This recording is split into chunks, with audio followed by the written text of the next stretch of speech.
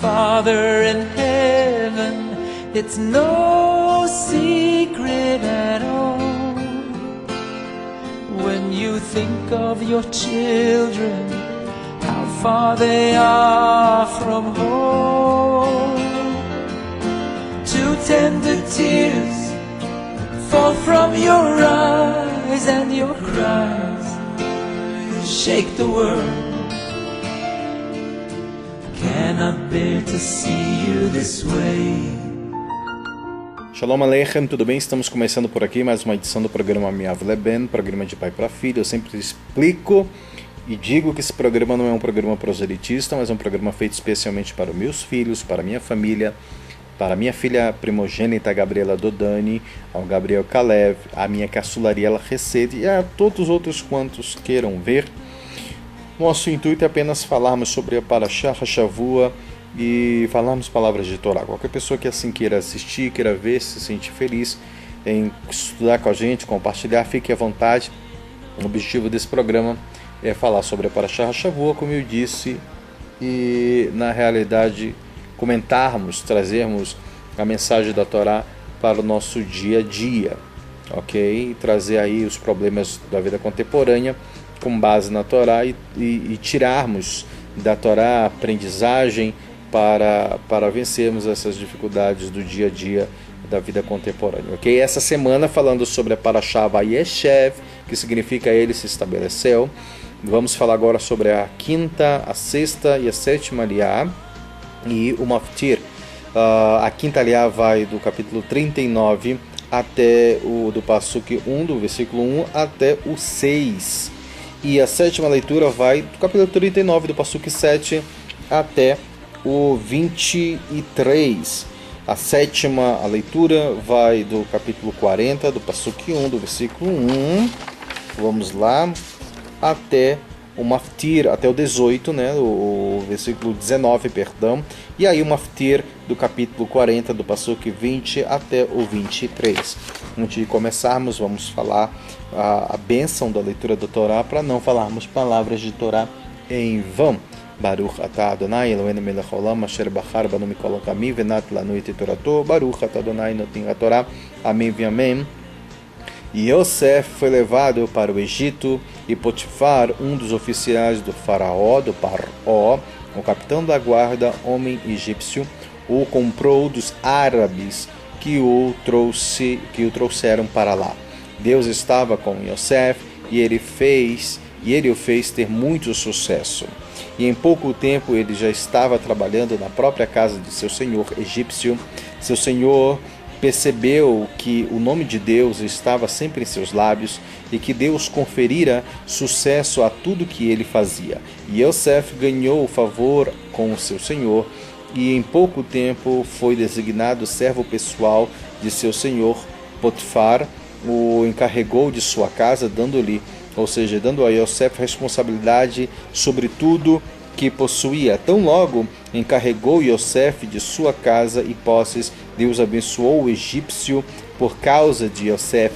A bênção de Deus estava em tudo que ele tinha, tanto na casa quanto no campo, e ele deixou todos os seus negócios nas mãos de Yosef, sem se preocupar com eles, exceto o alimento que ele mesmo comia.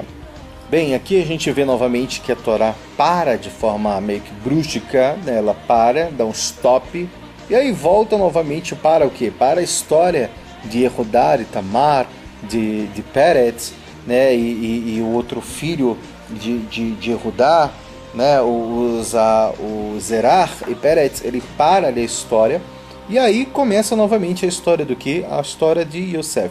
Só que agora falando sobre Yosef na casa de quem? De Potifar. Então aí fala, muito interessante aqui nessa quarta aliá, aliás, nessa quinta aliá, fala justamente que então Deus estava com Yosef, né? Yosef foi levado a Mitzrayim, ao Egito, à casa de Potifar, ao capitão da guarda, ou seja, ele já chegou ali sendo escravo, né, de um homem importante, e diz que Deus, que Hashem estava com Yosef, e ele fez ter muito sucesso. É muito interessante isso, ok? Ou seja, a gente vê que o caso de Yosef aqui era algo realmente destinado, criado pelo próprio Deus, tanto é que ele teve sucesso. Às vezes a gente se pergunta por que às vezes pessoas têm sucesso, sem explicação, é porque realmente é da vontade de Deus, existe um projeto, um plano muito profundo e especial na vida daquela pessoa. E aí, na realidade, fala então que ele começou a trabalhar na casa do seu próprio senhor, e o seu senhor percebeu, então, o próprio egípcio, o Potifar, ele percebeu então que Deus estava com ele, e fala que entre parênteses seus lábios, porque em tudo que Yosef fazia as brachot, enfim, ele colocava Deus à frente dele, ou seja, então que Deus conferiria sucesso em tudo que ele fazia. E aí diz que Yosef então ganhou mais favor ainda, e aí ele colocou responsabilidade sobre tudo que ele tinha. E diz então, tão logo encarregou Yosef de sua casa, de posses, Deus abençoou o egípcio por causa de Yosef. Aqui a gente vê a pressa que as coisas vão acontecendo, mostrando que Deus tinha pressa, né, em fazer com que essa redenção chegasse logo e que Yosef prosperasse para que o plano maior fosse cumprido lá, né? E mais tarde a gente vai ver também quando o próprio Yosef ele vai decifrar também os sonhos de Faraó. A gente vê que no mérito de Yosef, aqueles 7 anos de fome também não aconteceram devidamente como era, Deus abreviou, né? E diz que a bênção de Deus estava em tudo que ele tinha, tanto na casa quanto no campo. Ele deixou tudo, os seus negócios nas mãos de Yosef, sem se preocupar com nada, ou seja, ele apenas cuidava daquilo que ele comia ali diretamente na boca, e o resto tudo estava na mão de Yosef. Mas é interessante aqui, que entre parênteses, segundo o comentário de Rashi, fala sobre o seguinte: e como Yosef tinha tudo sob o seu controle, ele mimava a si mesmo a si mesmo, de modo que Yosef tornou-se belo de porte e de semblante. Porque a gente sabe que, olhando essa mesma paraxá, diz que Yosef ainda era jovem e que ele tinha comportamento de jovem. Nós podemos saber que Yosef ele tinha um comportamento meio que narcisista, gostava de se amar, de cuidar de si, né, de cuidar da sua aparência, né? Então isso era uma característica de Yosef. Como era característica dele, da personalidade dele, ele como gerente tinha dinheiro, tinha tudo na mão, ele cuidava da aparência dele. Como se fosse hoje, ele iria fazer sobrancelha, fazia peeling, limpeza de pele, né? Ia cortar o cabelo, né? Ia usar a melhor roupa, o melhor perfume. Então ele cuidava de si mesmo. Então, como Yosef tinha tudo, por isso que a Torá fala, e ele se tornou belo de porte e de semblante. Ok? Ponto. Aqui termina esse ponto da quinta leitura. E logo em seguida fala o seguinte: e depois destas palavras, a mulher do seu senhor lançou os olhos sobre Yosef, deita-te comigo, etc. Como assim depois destas palavras? Que palavras? Desse relato? Do relato da Torá? A gente sabe que não, que é algo muito mais profundo. Irash vem trazendo esse midrash, essa explicação, que dentre em parênteses fala sobre o seguinte: Deus disse, tu estás preocupado com futilidades? Enquanto teu pai sofre, eu incitarei o urso contra ti. E então aqui conta essa história, que como Yosef estava preocupado com ele mesmo, com a beleza natural, né, se arrumando, enquanto o pai dele estava sofrendo, isso não foi algo muito justo. Quem era esse urso? Então por isso que fala aqui no Pasuk 7, já no começo da 7ª leitura, e fala: e depois dessas palavras. Que palavras são essas? Essa palavra que os nossos sábios trazem para a gente, que Deus então repreendeu Yosef nesse sentido. Então fala que depois dessas palavras, então Deus incitou a mulher, mostrando que muitas vezes castigos, benevolências, correções, como eu já disse, problemas que muitas vezes surgem, a gente acha que às vezes é para o bem, que é para o mal, tudo vem de Deus. Tanto o bem quanto o mal vem de Deus. A vida e a morte vem de Deus. A cura e a doença vem de Deus. Então a morte e a ressurreição vem de Deus. Tudo vem de Deus. Aqui eu abro um parênteses para ensinar que não existe o fato, tudo vem de Deus, tanto o bem quanto o mal. Se você acha que existe uma deidade, um ser, uma outra divindade do lado do mal, que luta contra Deus, ou seja, existe Deus, o ser superior, e ao mesmo tempo existe o diabo, o Satanás, o Satã, que luta contra Deus, existe a luta do bem contra o mal, o Deus Todo-Poderoso, e esse ser aqui, o demônio, o Satanás, tentando brigar com Deus, isso é Avodah Zará, isso é idolatria, isso não existe, tá? Ou seja, isso não existe dentro do judaísmo, é uma crença idólatra. Existe somente Hashem, Shema Israel, Adonai Eloheinu, Adonai Echad, e pronto. Ouve Israel, eterno, nosso Deus eterno é um, só existe Deus, e acabou-se. Não existe uma outra deidade, não existe um outro ser, uma outra força que luta contra Deus. Tudo vem de Deus. Tá, e quem é Hassatan? Quem é o mal? A gente já falou isso em outros vídeos, a gente sabe que é apenas um anjo que foi criado pelo próprio Deus, uma outra força criada pelo próprio Deus para ser instrumento de justiça de Hashem. Não existe um outro ser lutando contra Deus. Tanto o bem quanto o mal vem do Eterno.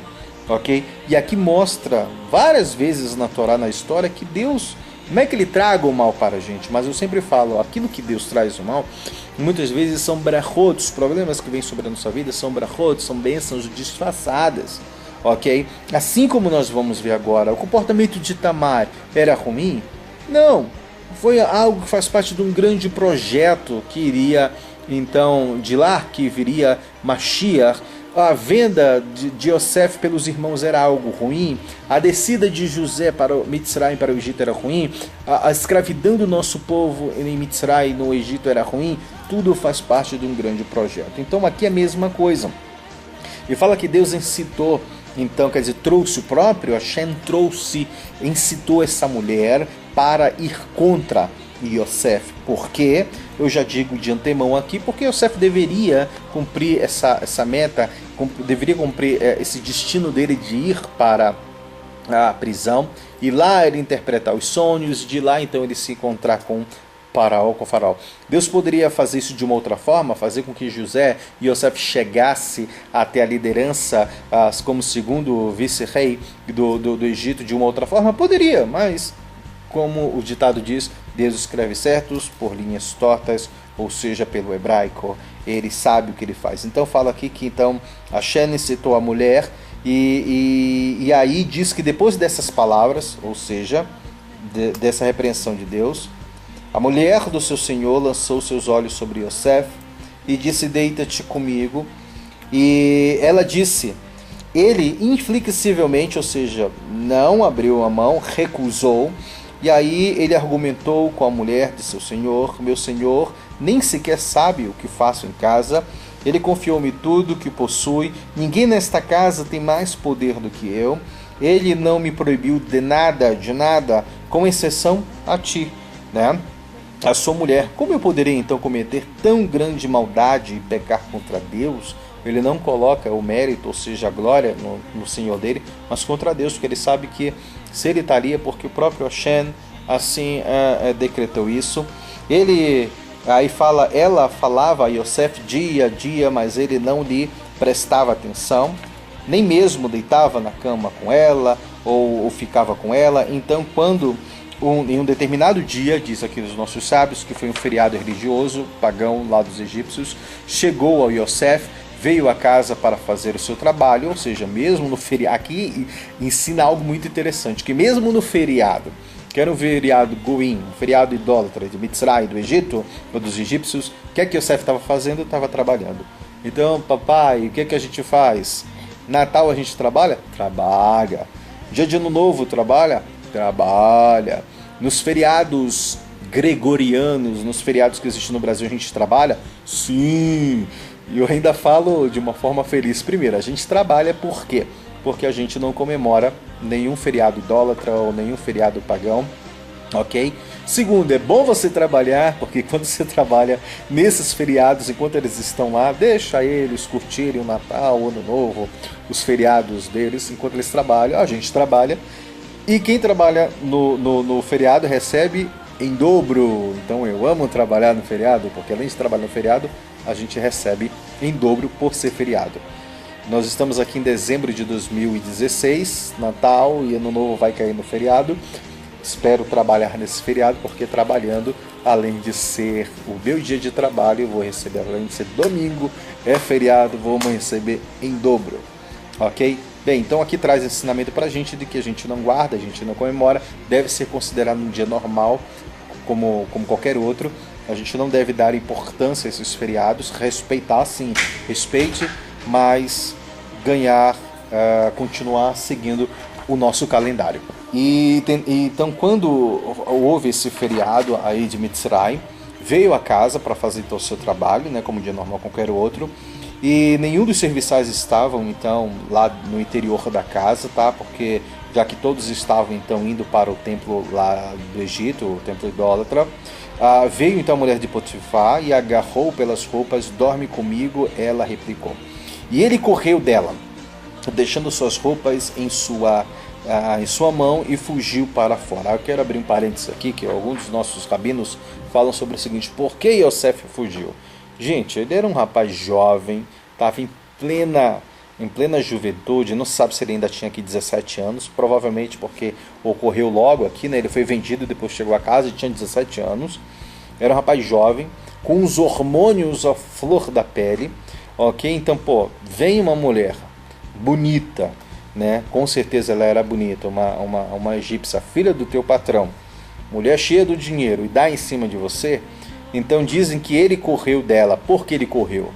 Porque, meu amigo, se ele ficasse ali, ele iria cair no pecado, ou seja, ele iria coabitar com ela.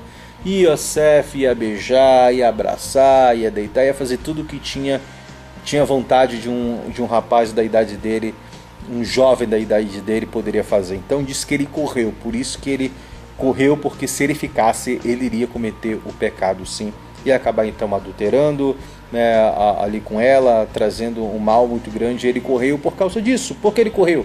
Porque ele era um jovem como qualquer outro, ele era um ser humano, ele era um homem como eu e o Caleb, como eu e qualquer outro homem, e os desejos da carne, se ele tivesse dado atenção, ele iria fazer isso. Então aqui mostra a grandiosidade também de Yosef, porque mesmo sendo jovem, ele conseguiu dominar o seu instinto, o seu Eretz Hará, a sua má inclinação, os seus desejos animalescos, e ele então pensou com racionalidade. Ele era um grande tzadik, e ele não caiu então nesse desejo, ok? Por isso que ele correu. E aí fala então que quando ele correu, ela deixando as suas roupas na mão dela, ele fugiu para fora, e quando ela percebeu então que ele tinha deixado as suas roupas em sua mão, fugindo para fora, então ela chamou os membros da casa. Olha, preste bem atenção, aqui fala que ela não gritou, correto? Mas fala que ela chamou então os membros da casa, venham. E ela disse, então ela deve ter ido procurar eles, e aí deve ter criado todo aquele cenário ali, né? E diz, olha, o meu marido trouxe um hebreu para nos perverter. Ele veio para me violar, mas eu gritei tão alto. Aqui diz que ela gritou, ou seja, ela chamou as pessoas e depois disse que ela gritou tão alto. Mas a Torá não fala aqui que ela gritou e eles vieram. Diz que ela chamou os membros da casa. Depois que ela chamou, falou, olha, eu gritei, não teve ninguém para me escutar. Mentira, não foi isso que aconteceu. Primeiro ela chamou, vejam, e só depois ela disse que ela gritou alto. Mentira, que ninguém ouviu, isso não aconteceu. Quando ele me ouviu gritar, então e chamar por ajuda, ele correu para fora e deixou as suas roupas comigo. Então ela não gritou, ela deixou a coisa acontecer, chamou as pessoas, fez a encenação e disse que gritou. Ela não gritou. O senhor de Yosef então prendeu, colocou no calabouço onde os prisioneiros do rei são mantidos, enquanto esteve na prisão. Diz então que Hashem permaneceu com Yosef. Então a gente vê que até lá, né, Deus estava com Yosef, e ele mostrou-lhe benevolência, fazendo-o encontrar favor como administrador do calabouço. E logo o administrador do calabouço e todos os prisioneiros do calabouço foi colocado sobre o encargo de Yosef. E Yosef então cuidava de tudo que tinha ali e devia ser feito. E o administrador não viu nenhum erro em nada que estava sobre a guarda de Yosef, porque Hashem assim estava com ele, e Deus conferiu-lhe sucesso em tudo que ele fazia. Então nós vemos aqui mais um milagre acontecendo, que Yosef foi para a prisão, e mesmo assim na prisão ele logo se tornou cabeça ali, porque Hashem tinha pressa com que as coisas acontecessem, ok? E a gente vê que tudo isso faz parte de um grande plano divino, ok? Então, como eu sempre digo, muitas vezes os problemas que vêm sobre a nossa vida, as diversidades, são brachot disfarçadas. No capítulo 40, a gente vai falar sobre a sétima aliá, e vem falar sobre a interpretação de Yosef, ou seja, Yosef interpreta o sonho. Mas eu quero falar um pouco ainda sobre essa história aqui. O que diz o Midrash, o que diz o Rashi e o que diz os nossos sábios. Aqui eu vim falando o seguinte, por que esta sessão vem em segundo relato logo depois sobre Yehudá e Tamar. Então Rashi traz a explicação para a gente que as escrituras retornam então ao topo anterior, okay, que havia sido interrompido para justapor então a degradação de Yehudá com a venda de Yosef. Então o que tem a ver a esposa de Potifar com Tamar? Então Rashi traz e fala que a Torá justamente coloca um assunto próximo do outro para ensinar que da mesma maneira que as intenções de Tamar, que eram por amor aos céus, ou seja, eram com boas pretensões, igualmente a esposa de Potifar também. Ou seja, tudo foi feito por amor aos céus, pois diz o Midrash aqui também, o próprio Rashi vai falar que ela conseguiu ver através das suas previsões astrológicas, não foi através de uma revelação de uma luz pura, né, recebendo influências puras, mas astrológica, mas ela conseguiu prever ali que ela estava destinada a ter filhos, ou seja, descendentes de Yosef, mas ela não sabia de que maneira seria, se seria através dela ou através da filha. A princípio ela foi cegada por isso, ela sabia da grandeza de Yosef, que ela também estaria envolvida ali naquela história, então ela quis de qualquer forma ter descendentes de Yosef, então ela agiu desta maneira, ou seja, mas pelos meios errados. Mas a Torá traz um do lado do outro para mostrar que a gente deve julgar, no caso aqui, as pessoas ou ela de maneira favorável, dar o mérito da dúvida. Não é como as pessoas dizem, ela era uma periquete egípcia, e etc. Olha como ela era uma meretriz, era uma prostituta. Não era bem por aí. Isso, no entanto, parece diferir, né, de um dos comentários de Rashi, porque o próprio Rashi vai dizer como esta mulher amaldiçoada falava mal de Yosef e acostumava todo mundo também a falar mal de Yosef, que era tzadik, que era justo. Então Hashem trouxe aos egípcios um pecado destes homens, no caso copeiro e o padeiro, de forma que os egípcios desviassem o foco do caso de Yosef. Então o Rashi vem explicar uma coisa, que uma pessoa, ela pode ser tzadik, ela pode ser justa, ela pode ter as intenções boas, né, por amor aos céus, e ao mesmo tempo ela pode ser amaldiçoada. Isso daí não muda muita coisa. Tá, então como ele traz como é que ele traz então essa verdade? Como é que ele pode provar isso? Então o próprio Rashi traz aqui a história do que aconteceu com Eliezer. Eliezer, ele era uma pessoa que era um tzadik também, nós vemos, quer dizer, ele era um talmid de Avraham Avinu, ok? Mas ele era uma pessoa que foi amaldiçoado, como o próprio Avraham disse, né, nas outras parashiot a passada. Avraham disse que ele, meu filho, é abençoado e você é um amaldiçoado. E quem é amaldiçoado não pode se unir com quem é abençoado. Isso está, segundo Rashi, lá para 24 e 39, no comentário dele. Obviamente, diz aqui que Eliezer não era uma pessoa má. Dizer que uma pessoa amaldiçoada não significa que ela é uma pessoa má, pois a gente pode ver que ele mesmo extraiu água e fontes dos ensinamentos do seu mestre e bebeu diretamente da fonte de Avraham Avinu. E nós ali vimos até que o próprio Eliezer arriscou a própria vida, como diz o Midrash, que ele por si só lutou sozinho na guerra ao lado de Avraham e saiu vitorioso, ok? Mas essa maldição que teve não foi nem Avraham que amaldiçoou, não existe isso, foi aquela maldição que o próprio Noé fez com o filho, porque Eliezer era um descendente de Canaã, ok? Então se Eliezer Eliezer era um indivíduo íntegro e ainda assim foi chamado de amaldiçoado por Avraham. Não era o pai Avraham, mas Avraham apenas estava ressaltando aquilo que já tinha acontecido na história, porque ele era então um escravo e a quem faltava a liberdade pessoal. Então, dessa mesma forma, nós vemos aqui, no caso de Canaã, cujo status era de ser escravo, é descrito como uma maldição, amaldiçoado seja Canaã, e ele seja escravo entre os escravos para os seus irmãos, Ok? Nós vemos então isso. Então nesse caso aqui, Rashi disse que ela era uma amaldiçoada não porque alguém a amaldiçoou, mas pelo próprio comportamento que ela teve. Bem, como foi que essa mulher, a mulher de Potifar, soube dessa revelação que ela teria descendente de Yosef? Diz aqui, Dodani, Caleb e Ariela, diz que ela, através da astrologia, da feitiçaria, ela conseguiu descobrir que ela teria descendente de Yosef. Beleza, ok, tranquilo até aí. Mas ela começou a ficar tão obcecada que ela não sabia se seria através dela ou através da filha, ela ficou tão obcecada com aquilo, tão obcecada, que ela então viu que não deu certo o projeto dela, o plano dela de deitar com Yosef.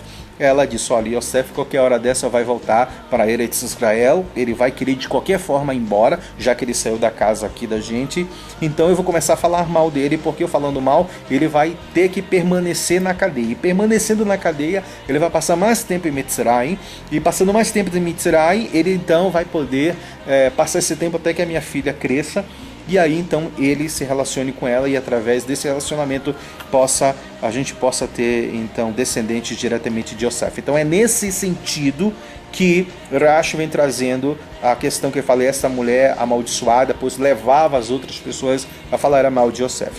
Como falou, já que ele não deitou comigo, eu vou começar a falar mal dele para que ele não saia daqui. Então por isso que ele chama ela de amaldiçoada. Não amaldiçoada que ele estivesse amaldiçoando ela, mas ela por si só trouxe a maldição, porque ela ficou cega, ela não conseguiu enxergar. Eu acredito sobre signos, eu acredito o que cada signo tem a sua peculiaridade, até mesmo dentro do judaísmo, segundo o Zohar, etc. Nós somos encorajados a estudar cada mês, cada influência e cada signo, ok? Mas nós não devemos nos prender dizendo que essas previsões elas são realmente reais e vão acontecer na nossa vida. Eu conheço pessoas que não saem de casa sem ler o horóscopo. Então ela tem que ler o horóscopo e aquilo que o horóscopo diz que vai acontecer, a astrologia diz que vai acontecer. E não é bem por aí. A gente não pode se escravizar com relação a isso. Nós devemos ler e estudar sobre astrologia, sobre os signos, sim, mas não ter aquilo como uma verdade absoluta e que, porque a astrologia disse hoje que vou ter um dia péssimo, então vou ter um dia péssimo. Nós devemos saber que nós somos donos da nossa vida. Nós temos o livre-arbítrio, nós podemos criar o nosso universo. Não é porque algo disse que vai ser assim, que vai ser assim. Então ela acabou sendo amaldiçoada por ela mesma porque ela começou a acreditar nisso.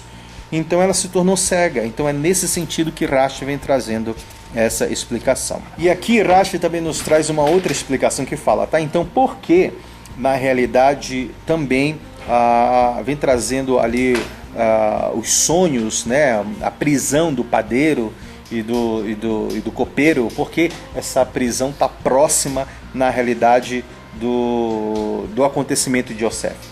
Traz essa explicação aqui de que ela estava próxima justamente porque como a mulher de Potifar ela começou a fazer Lashon Hará e ela começou na realidade trazer ali a maledicência sobre Yosef, então o próprio Hashem fez com que eu vou ler o que Rashi fala. Rashi diz o seguinte: como a mulher então amaldiçoada havia acostumado todo mundo a falar mal, ou seja, Lashon Hará sobre Yosef, então Hashem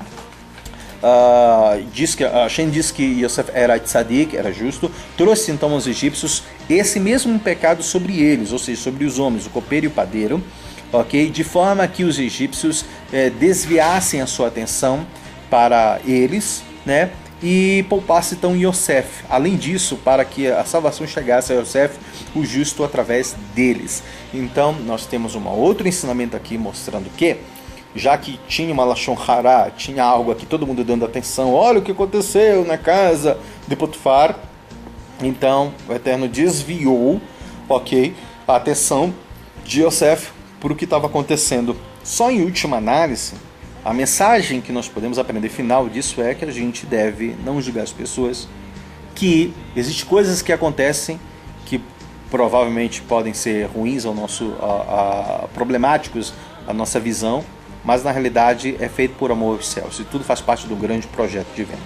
Bem, outro ensinamento que traz aqui o Simchat Shabbat da Parashah Miketz, baseado nesse do Simchat, Das ações da esposa de Potifar, nós podemos aprender uma grande lição sobre julgar as pessoas.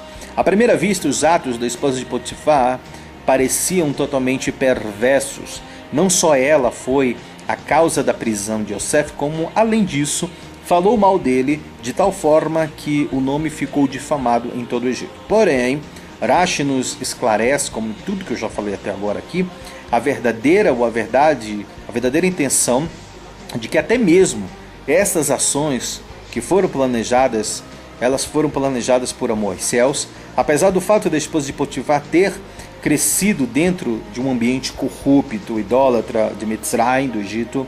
As suas intenções eram puras, a ponto de nossos sábios compararem-na ao caso de Tamar, a mãe dos fortes, ou seja, daqueles dos tzadikim, dos justos, descendentes de Yehudá. Daí nós aprendemos a importância de não julgar as pessoas pelas aparências e sempre dar o mérito da dúvida. E aí agora, lendo a sétima leitura, a sétima aliá, vem falando então sobre Yosef, a interpretação dos sonhos, e logo depois dessas palavras, aí sim que palavras, de que na realidade porque Deus estava com ele, desse relato, ok? E também quando fala dessas palavras, a gente sabe sempre quando a Torá traz dessas palavras, que palavras são essas? Alguma coisa que aconteceu, que está na realidade na Mishnah, está no Talmud, que a Torá não traz, a Torá escrita não traz totalmente revelada. Que palavras são essas? E logo depois dessas palavras, ou seja, essa lashon hará, ok, que a esposa de Potifar fazia e que fez com que Yosef permanecesse no cativeiro. Então, diz aqui, então, logo depois dessas palavras, né, de difamação sobre Yosef, sobre todo o Egito, a intenção de Yosef foi desviada. O encarregado então de vinho e o padeiro do rei do Egito ofenderam ao Paró, seu senhor, o rei do Egito, e o Faraó então enviou eles para o cárcere, né? Tem uma outra característica que nós vemos aqui. Que característica é essa de Yosef? É a empatia. Quando Yosef veio a eles, isso daqui está lá no Passuque 6 do capítulo 40, quando Yosef veio a eles pela manhã, ele viu que eles estavam deprimidos. E ele perguntou aos cortesãos do faraó que eram seus companheiros de prisão na casa do seu senhor, e dizem: por que vocês, as suas faces parecem tão apreensivas hoje? Então Yosef olhava, ele observava o seu próximo, e ele viu, teve essa empatia de se preocupar, de perguntar o que está acontecendo. E aí diz então que ele pediu os sonhos, e eles contaram os sonhos, e aí o próprio Yosef falou: olha, assuntos de sonho, interpretações de sonhos são assuntos de Hashem, de Deus. Você tem que ter coragem, você tem que ter, na realidade, pulso firme, e não pode ter dois pesos e duas medidas, porque Yosef aqui mostra que ele era um homem íntegro, ele era um tzadik. Yosef teve tanta integridade e tanta força, pulso firme, para interpretar o sonho de maneira positiva, como no caso do copeiro, né? Como, infelizmente, ele teve também que ter pulso firme para dar uma má notícia. Ou seja, ser forte, né? Íntegro, para dar tanto boa notícia como também para dar más notícias ou uma má notícia. No Passuque 14 fala: porém, quando as coisas estiverem bem para ti, depois que ele interpretou, apenas lembra que eu estava contigo aqui, ok? E faz-me um favor e dize algo ao meu respeito ao faraó, e talvez tu sejas capaz de me livrar deste lugar. Dizem que Yosef, ele na realidade teve um pequeno castigo por ele colocar a confiança dele num homem e não em Hashem. Terlim e Mishlei dizem que maldito é o homem que confia no outro homem, que coloca a sua fé no homem. Sobre isso, nós nunca devemos colocar a nossa confiança ou no chefe, no patrão, ou no professor, ou no pai. Enfim, tentar colocar a solução dos nossos problemas em um ser humano. Saber que o Eterno, Hashem, cria circunstâncias, ok? Ele pode usar sim o teu chefe, o teu patrão, tua esposa, teu professor, teu mestre, teu amigo. Ele pode usar essas pessoas para trazer esses brachot até você, bacana, isso é legal. E realmente Hashem cria circunstâncias, mas não focar aquelas pessoas como o centro da brachá. Isso também é avodah zará.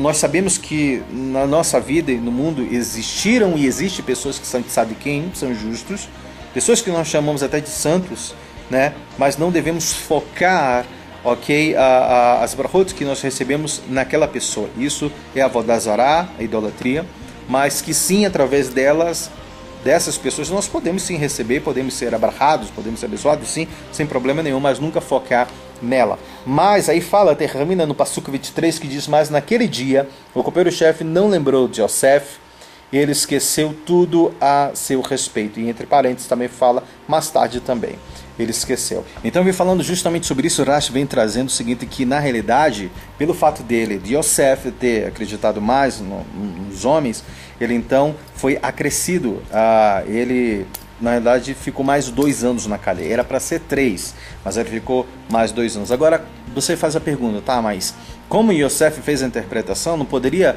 ter sido 3 meses, não poderiam ser 3 anos, porque ele teve que interpretar como 3 dias, né? Diz que ele interpretou como 3 dias porque como ele achou que eles estavam ali e que essa redenção viria o mais rápido possível, e ele queria que fosse o mais rápido possível, então ele não ia falar que eram 3 meses ou 3 anos. Se ele chegou ali, o copeiro, então seria rápido, a redenção já tinha chegado. Então Yosef na realidade teve um impulso de fé maior, de acreditar que ele já seria liberto naquele momento, logo que ele foi revelado ali o copeiro. Então ele disse, então não é para ser 3 meses ou 3 anos, já que ele estava ali, no caso até o copeiro e o padeiro já ia fazer 1 ano, então seria o mais próximo, o mais rápido possível, por isso que ele trouxe a interpretação de 3 dias.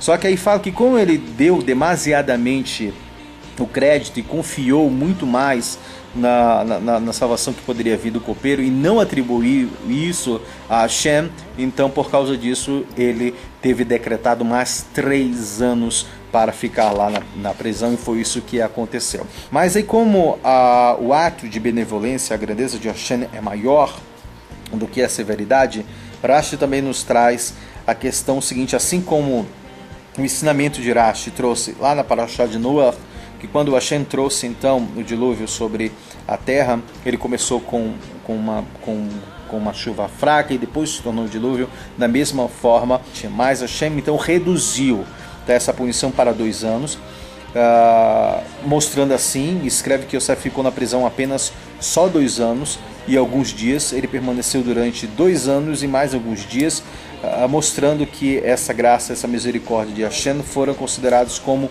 1 ano inteiro. E só para finalizar aqui, trazendo o ensinamento sobre o Simchat Shabbat Parashah Meketz, do ano 5734, fala sobre o seguinte, olha que interessante, lembra que eu falei ainda agora sobre a empatia de Yosef, quando ele chegou lá em Mitzrayim e viu lá no cárcere os homens, essa pequena empatia que ele teve, diz que um pequeno ato traz ensinamento baseado aqui, então nesse ensinamento de Simchat Shabbat, fala que um pequeno ato, como é importante se preocupar, ou seja, ter essa empatia.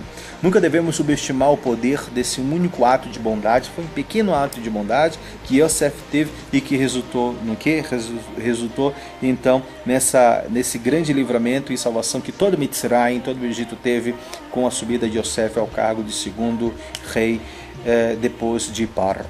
Ok? Assim a gente termina então o estudo dessa nossa Parashá, Vayeshev, e a gente volta semana que vem com a próxima Parashá de nome Miketz, que vem trazendo muito mais ensinamentos pra gente, ok? Baruch atah Adonai, Eloheinu melech haolam, asher natan lanu Torah temet, vechayol lanatah betochenu, Baruch atah Adonai notech haTorah, amém e amém. Gabriela Dudani, Gabriel Kalev, um abraço para vocês, Shalom Aleichem, sexta-feira chegando, Shabbat chegando aí, Shabbat Shalom Mevorach, e a gente se vê no próximo programa. Shalom Lechetraot.